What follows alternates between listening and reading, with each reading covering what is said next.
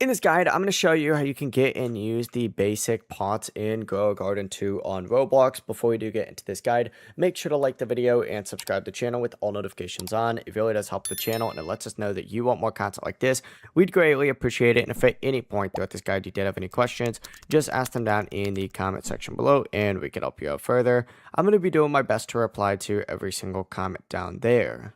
Now, first things first, you need to open up the menu where your props are shown just by selecting build and then hitting build again. And currently I have no props, but this is where you can go ahead and look for that basic pot. If you don't have the basic pot, go ahead and make your way over to the sell tab. And then right next to it, there's the prop girl. Go ahead and purchase yourself the pot crate from within here, but go ahead and get this. And of course, once you go ahead and get this, you need to go ahead and place it down using that build tab, just like so.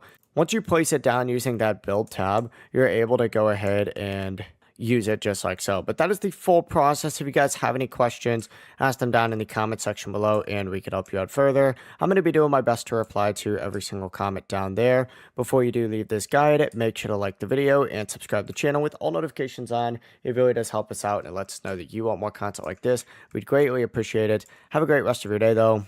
Peace.